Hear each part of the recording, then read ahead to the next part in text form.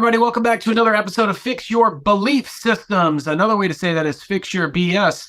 I am Dr. Greg Persley, and I am here today with Dr. Josiah Fitzsimmons. And you know how this works, guys. We are always trying to give you tips, tricks, strategies, hints in order to build the life of your dreams under your terms. And Dr. Josiah is one of those people that has just crushed it and is in the top 1% in his field. He's the founder of Vero Health Center, one of the fastest growing chiropractic clinics in the history of the profession. Opening just 4 months out of school, Vero Health Center had over 400 prepaid appointments before the first day of opening. And then it went on to generate over 1.2 million in revenue in the first year. By year 4, revenue had surpassed 5.5 million in only 1,800 square feet. And for you, those of you that don't know this, in the chiropractic world, as you know, I'm a chiropractor. That is unheard of. It is absolutely unheard of that is someone that comes to fruition. Most chiropractors limp along in the first few years, maybe get up to a few $100,000 in revenue. And this guy's doing 5.5 million in only 1,800 square feet. He knows some things about business, but also knows some other things about the other pillars. Dr. Josiah, thanks for being here, man. Absolutely. Thank you for having me. Yeah, absolutely. So tell us a little bit, how is your philosophy so different, or how did you come out and do something that was so out of the norm? Yeah, really good question. Going back, I'm one of 9 kids, super competitive. And so I originally was going down the path. I thought I wanted to be in med school. Just growing up, you think that's like the pinnacle of health at the time as far as a profession. I played football in college, got hurt, went to this local chiropractor that was running a great business. They had actually 6 chiropractors in that one location. They had a surgery center, they had a gym, a nutrition shop. And he's like, hey, you not only can be a doctor, you can also be an entrepreneur. And I was like, what's that? My mom delivered newspapers. My dad waits tables. I had no idea what any of that was. And so it kind of painted this picture of just being in control of your destiny. And so with that in mind, I decided to switch gears and go to chiropractic school. I always loved the more holistic approach, but I really love the idea of running a business and really kind of being in control of my destiny. And so I had that mindset going into chiropractic school that I need to learn how to run a business. Quickly learned they don't teach anything about business in chiropractic school. And so just really had to figure out, what are all the steps and parts of running a successful business. And I really made that my journey over the next, 3.5, 4 years while I was in school to figure out how do I run a successful business. But in short, to answer your question, I really do think at the end of the day, it sounds cliche, but I think at the end of the day, it really comes down to people's mindset to be successful. That's really the foundational premise, is how you think about things first and foremost, and then you can take the next steps of how and what, and actually take action. Yeah.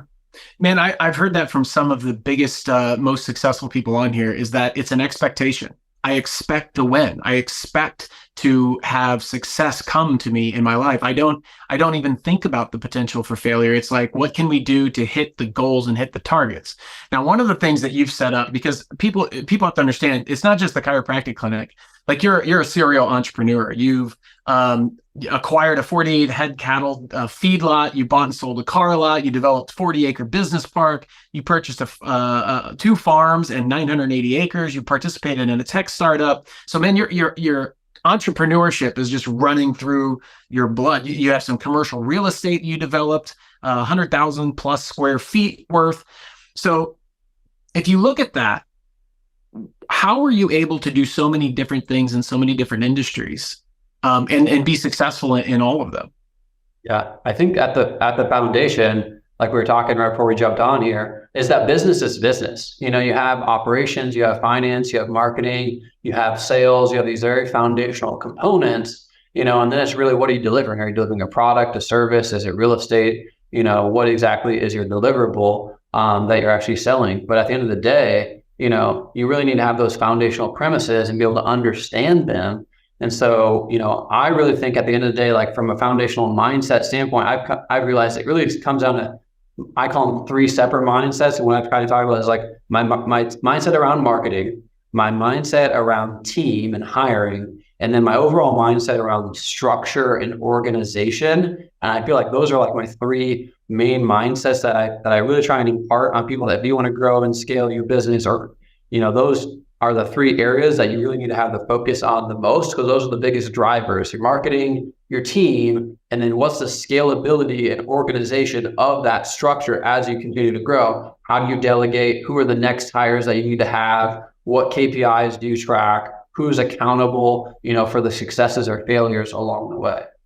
I think accountability is a major one, and really holding people accountable. I think people, and I was very guilty about this for a long time. I'm in my 18th year of practice, and very vague goals and vague standards. And I think one of the things you've mentioned is holding people accountable, but being very specific to those. And one of the things you're very specific about is numbers. You love to look at the numbers and the data and say, what does this tell me? And what makes sense and what doesn't make sense based on these numbers?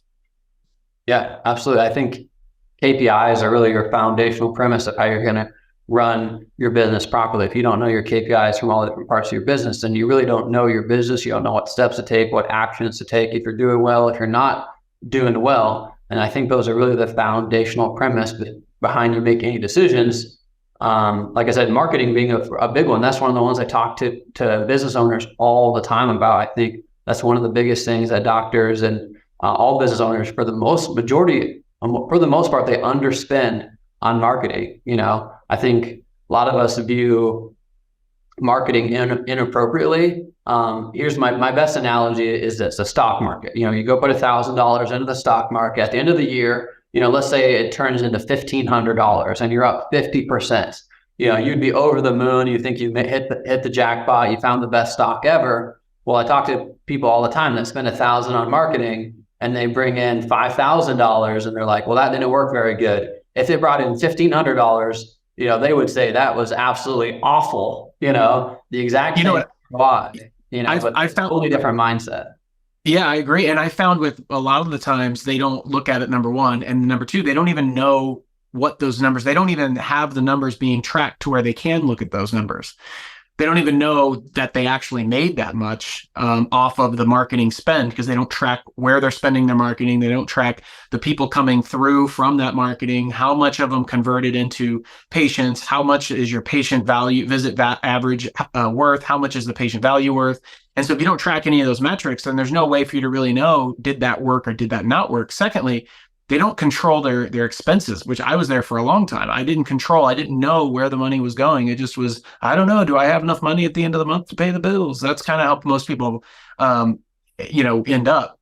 Now, you actually created a bookkeeping service, or a bookkeeping, you call it bookkeeping redefined, called Lucro, which is really more for chiropractic physicians, I think. But am I correct with that? Chiropractic practices? Yep. Yeah. We specialize in chiropractors, but integrated practice. We have quite a few physical therapists already. We're really just focusing on the chiropractic profession, and we can continue to grow from there.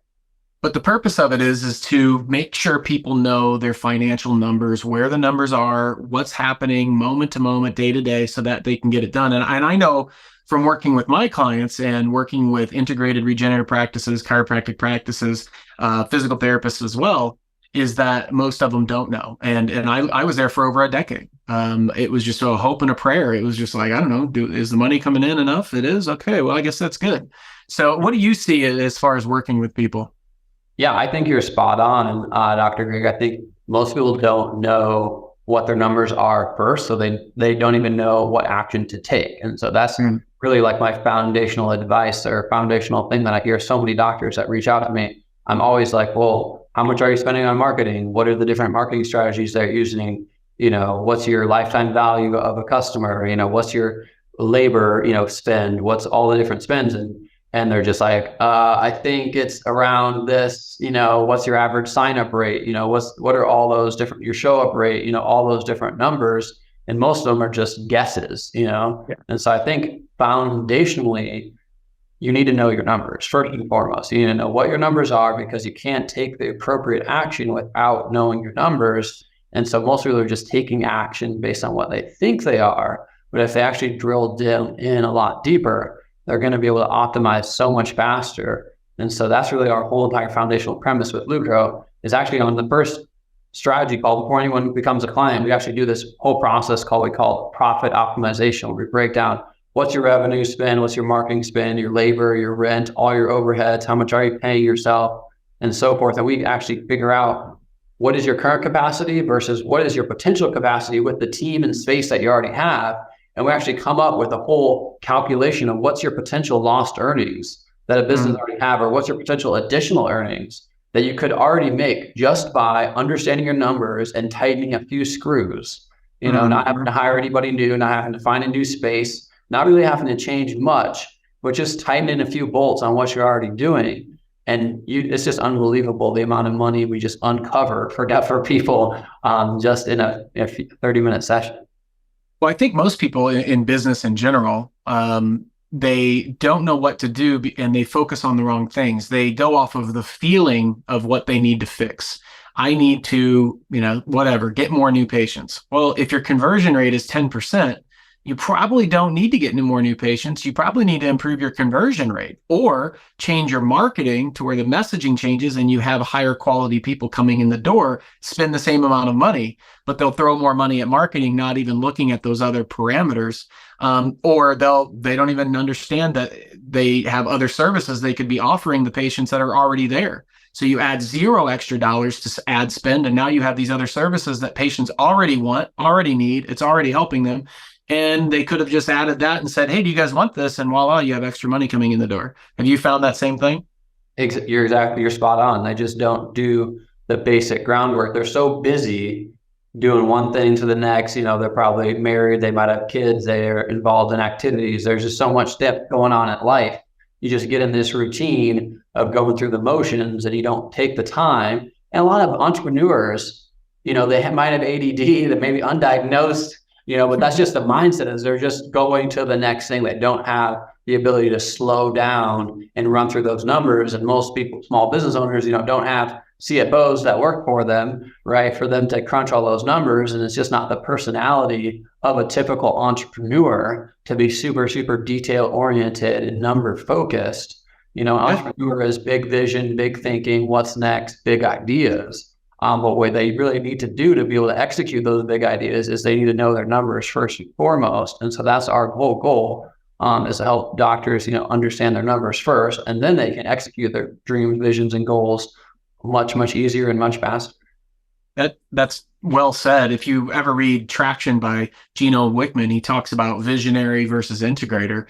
This was something that eluded me for years and years. I'm a visionary, and most entrepreneurs are, and most chiropractors seem to be entrepreneurs, but very visionary in their mindset. I had these big goals and big dreams and big ideas, but with a big vision, a lot of time comes very little detail. And so you're casting big vision to people that are more integrators in their lives. And they're like, they don't even know where to go. They're like, what do we do? So then one of my first steps in becoming successful was hiring an integrator that could integrate the ideas and integrate the strategies of the ideas that I'm creating. And that was a big game changer for my world. Started to become a lot more successful when that occurred. Have you noticed that? Is that something you have put into play, or is that something that just came natural to you, or how'd that work? Yeah, no, you're spot on. EOS Traction is a great system that we implemented in our practice about 4 years ago, and had a lot of great successes. But I think at the end of the day, fundamentally, you hit it on the head. You need to know your strengths, you know the strengths of your team members, and also, if you do have weaknesses, you don't necessarily need to fix your weaknesses. You might just need to find the right person. I really love the concept of who, not how. Great basic book by Dan Sullivan that just walks through, instead of trying to figure out how to get something done, and more think of the mindset of who do I need, for this to happen. And I think that your people are going to go a lot faster, rather than trying to be the visionary and the detail oriented, the finance and the sales, the marketing and the operations. You either need a team member or you need a vendor, and more commonly, a great vendor is going to be a lot more cost effective, than a full-time high level executive team member, especially when you're running a small business. I think a huge part of successful small businesses is finding those right vendor relationships, that can give you the expertise, of a $300,000 employee, working part-time, and getting paid much, much less overall, but you're still getting the same insights. And so that's really, at the end of the day, what people need is they need a partner with those right partners, especially from a financial standpoint, because that's the foundation of anything. Before you build a house, you need to know, You need to have the concrete, you need to have the foundation. I think in any business, financials, are the lifeblood and the foundation of a business. Yeah, man. Cash flow. Cash flow is king. It's always cash flow. When the cash flow stops or the cash flow runs out, then how do you keep going? You don't. You got to have the cash flow. A couple last questions here. I mean, success. How would you define success? What is success to you? Yeah, I think I love your podcast because it hits on all topics of success. I mean, success. You can't be successful in business, and a failure at home. You can't be successful in one area, and failure other, and call yourself successful. I think success, is 360 degrees. Some days are going to be better in some areas than others, but I think at the end of the day, there are different parts of life: your faith, your family, your personal, your professional, all those different areas. And I think, really having the right balance or harmony, between all those different areas at the end of the day is going to be success. And I 100% think that success for me might not be success for someone else. And so that's what most people, I think, need to figure out is what is their individual, success look like, in those areas, and not let other people define success for them. That is awesome. I love that you said what your individual, like knowing yourself, knowing who you are and what that looks like to you. In reality, you're looking for contentment, happiness, joy, fulfillment, and what that looks like to you. And for me, it's having the best marriage I can have, having the best financials I can have, having the best team with a business that I love doing, helping people each and every day. A mentor of mine, Dave Melter, he talks about having a lot of fun, helping a lot of people, making a lot of money. Those three things. If you can do those three things, you're loving it. I'm like, man, I do love that. And he's a guy that actually went bankrupt in 2008 in the big bubble, in the real estate bubble. And he came back even better than ever. And so, it's just one of those things that your mindset has to be, I expect success, even though if success doesn't come, I'm just learning from it and I'm growing and getting better in every area of my life. Is there any final things that you'd like to say to anybody that's listening to this? Any final words of wisdom that you would impart?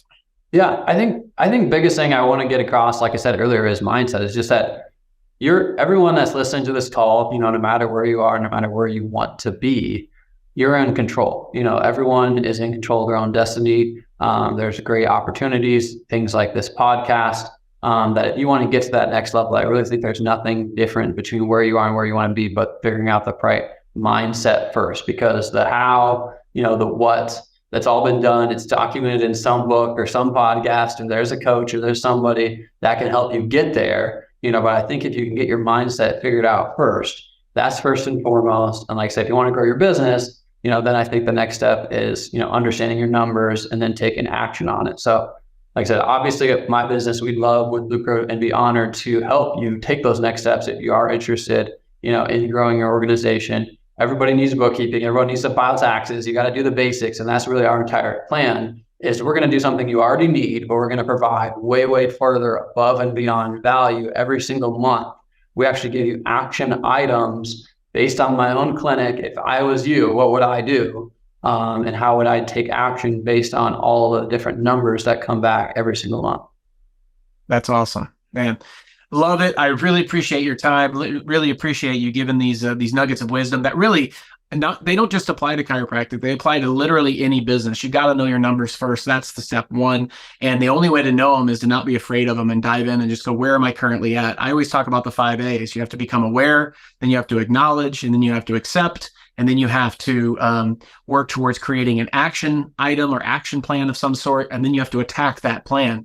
And if you can do those 5 things, then you can face those fears and just go, okay, well, where am I currently at? Let's create a plan. Even though if it's not where I want to be, you just move forward and you say, how can I attack? So, man, I really appreciate it. Thank you for being on the podcast, and look forward to working with you in the future, man. I really do. So everybody go look up Dr. Josiah. He's obviously doing some really big things, and go look up Lucro. If you're not a chiropractor, you're not in the medical space in any way, shape, or form, physical therapy, regen med, whatever it is, you can still understand the concepts that he's talking about because it relates to all different businesses. Until next time, this has been another episode of Fix Your Belief Systems, Fix Your BS with me, Dr. Greg Perksley, where we try to help you build the life of your dreams on your terms in the 5 major pillars of life: relationships, business, health, faith, and finances. Thanks for watching. We'll see you next time.